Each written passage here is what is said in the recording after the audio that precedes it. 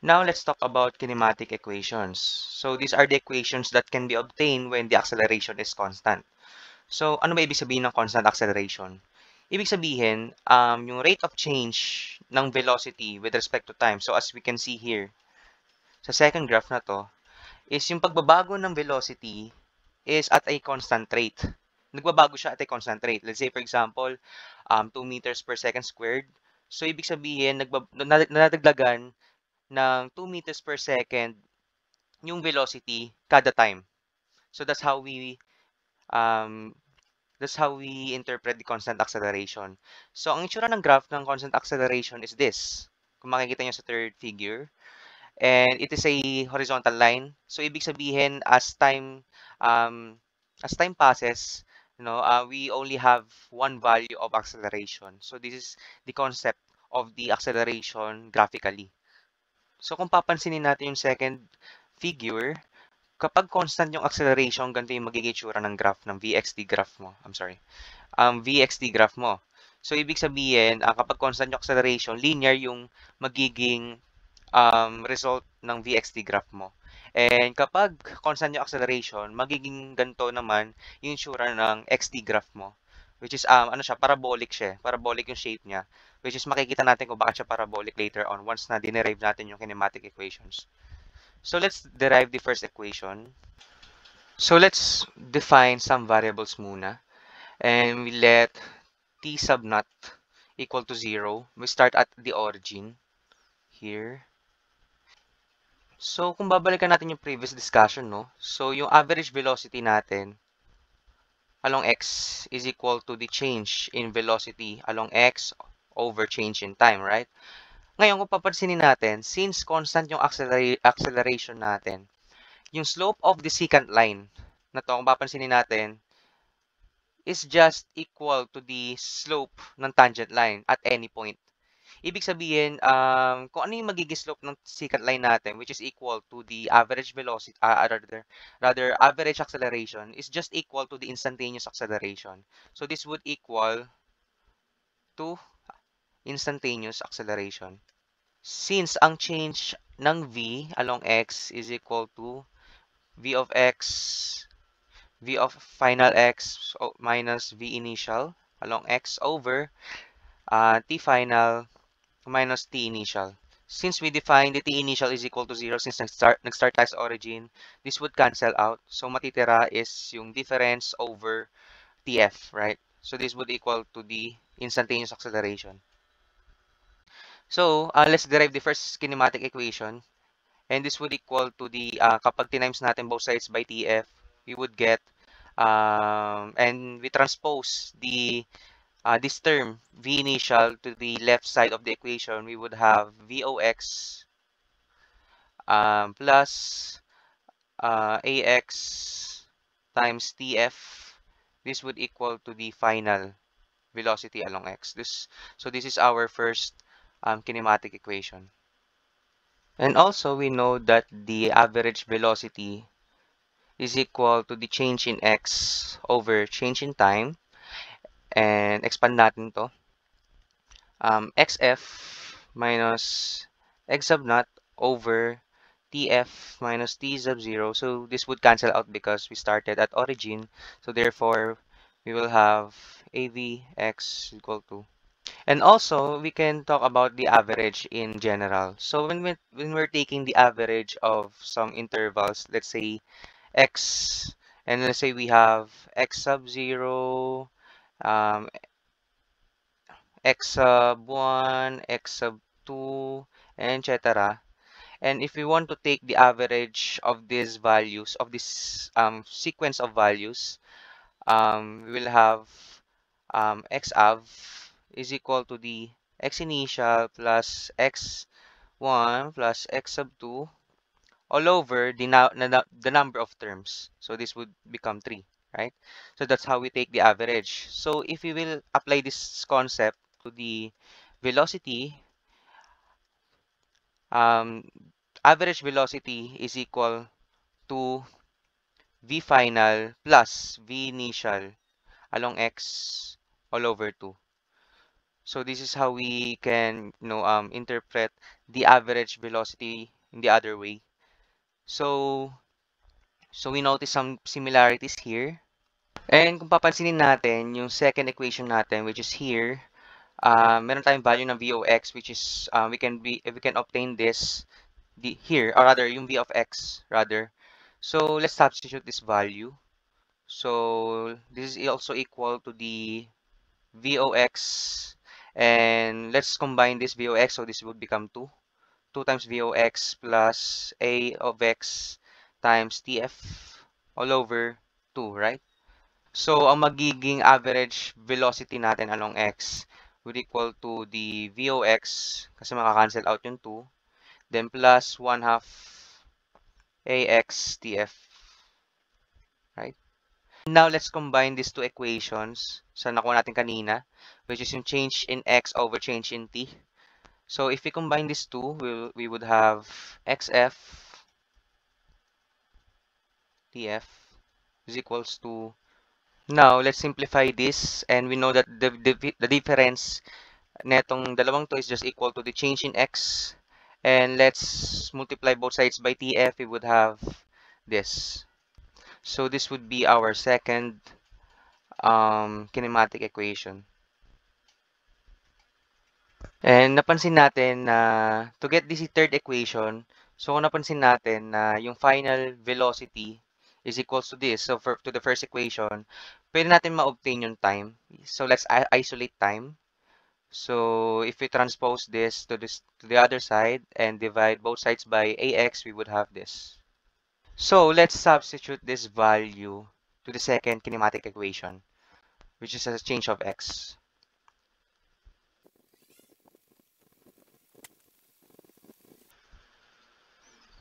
Now let's simplify.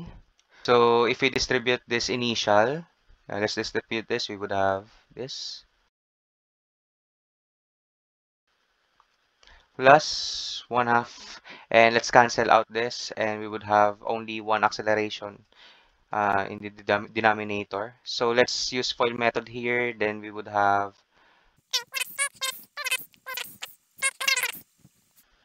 Now let's multiply some terms, and let's multiply both sides by 2ax. So, para makancel natin tong terms na to. And this makakancel din to. And yung 2 mamumultiply sa numerator. So, we would have 2ax here. And this is equal to...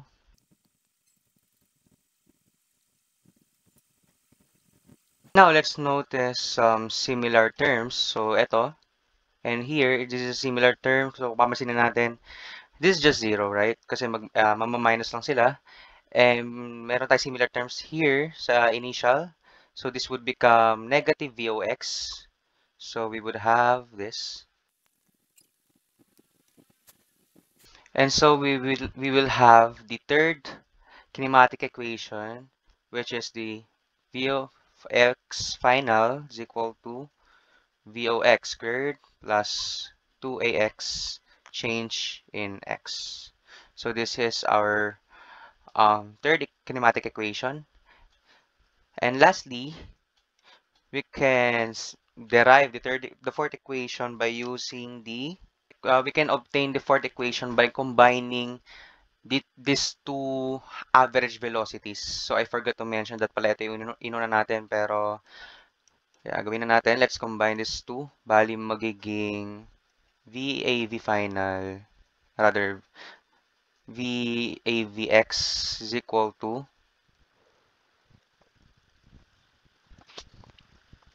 So let's multiply both sides by TF. This would cancel out. Then we will have our last kinematic equation, which is the change in x is equal to the... So to summarize, this is our kinematic equations.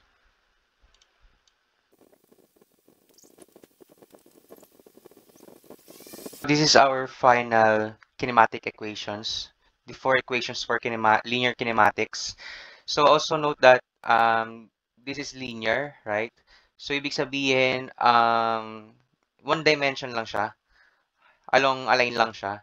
And also note that this is only valid when the acceleration is constant. Pag hindi na constant yung acceleration, then we will have to apply the concept of integration here.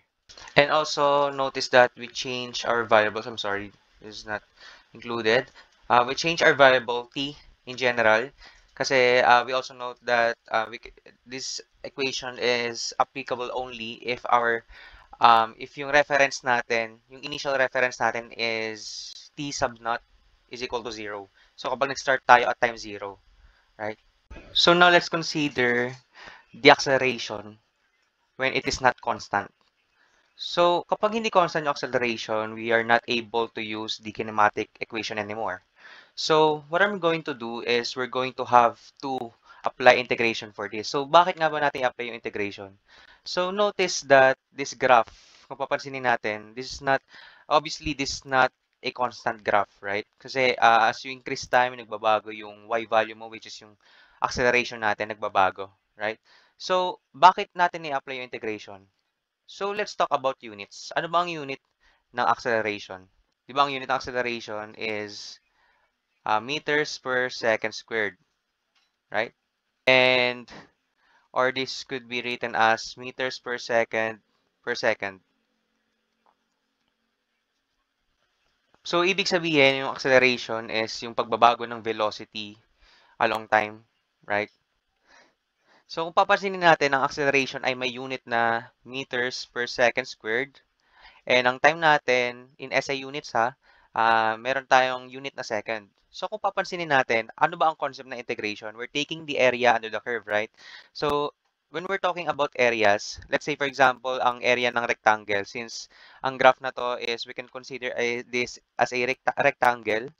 Kapag kumukuha tayo ng area, we just have to multiply the length versus width, right?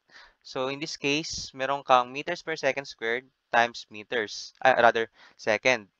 So kapag minultiply natin yan, this would cancel out and we will have meters per second. And ano ba ang meters per second? Di ba ang meters per second is just the velocity? So basically, if we take the integral of this graph, we're taking the velocity ng isang system, ng isang motion. So let's consider the Riemann sum. Ano bang Riemann sum? Di ba yung mga small rectangles under the curve? Yung concept ng small rectangles, and if we sum this up, we're taking the approximate area under the curve, right? And let's consider a one rectangle here, and let's say meron kang length na to na change in t. Kasi sabihin natin meron kang nag-start ka from t initial to some t final. So ang magiging average ang average acceleration natin is equal to the change in velocity along x over change in time, right? So if we multiply this, if we multiply both sides by change in time, we would get, and which is the area under the curve ng portion na to, ng interval na to, right? Now, if we apply the concept of integration, since earlier, as I said, that if we integrate a function, we're taking the area under the curve of that function with some interval. And we set some intervals. Let's say we have an interval from t sub na to t sub f, right? So that's our interval. Let's say ito yun, t sub naught, and we have t sub f. Now, if we take the integral of this function, which is yung a of x, with respect to time, let's denote dt. Parang siyang change in time pero infinitesimal distance siya dito sa interval na to. So, sa concept ng calculus kasi, when we say dt, we're taking parang yung pinaka-smallest possible distance ng interval na to. And we're integrating this from t initial to tf. And this is equal to the change in vx. So this is how we can obtain the velocity along the x-axis by using integration. So in similar concept, if we have VT graph, which is velocity versus time graph, it turns out that the change in x is also equal to the integral of v of x with respect to time from this interval, t initial to tf, right? So if we are given a function of acceleration with x, let's say meron tayong function na ganito, 2 um, 2 meters, sabi na 2 meters per second squared plus sabihin natin 3.0 meters per second cube, and this is time cube yan. Kasi pag pinag-times natin yung time para maging squared yung denominator, so consistent. So, ibig sabihin, if we integrate this from some interval, we are able to obtain the change in velocity, or vfx minus v initial x. And if we are able to determine the initial velocity, or sabihin natin given yung initial velocity, then we can find the final velocity ng ng motion ng isang object. Now let's imagine a ball that is traveling along the x-axis. And let's say we were given some function of acceleration with respect to time. And let's say this is equal to, and let's say nag-start siya at time 0. And sabihin natin nagsimula siya, yung initial velocity niya is equal to 10 meters per second. And let's say nag-start siya at point, let's say 50 meters. Sabihin natin we are tasked to obtain the function of velocity with respect to time. So earlier, kung i-apply natin yung concept kanina, in change in velocity along x is equal to the... So now, since ang v initial natin, 10 meters per second, so we can obtain this. And ang TA final natin, this would be our function. So this would become, and transpose na natin pala to, bali magiging 10 plus yung integral from 0 to some t na-evaluate natin. This is the integral of this function, which is substitute lang natin yan. This would be, right? And let's denote this as t prime para di siya nakakalito habang mag-integrate tayo. So bali, this would become 10 meters per second plus, ano ba ang integral ng constant? So this is just constant, hindi naman siya dependent sa variable natin. So this would become minus, and since we have a variable here, we just apply the rules for integration. So this would become, and this is evaluated from 0 to t, right? So if we just evaluate this, substitute mo lang natin yung t, and kapag sinubstitute natin yung 0, we would have 0 value, so wala na tayong gagalawin dito. So this would become,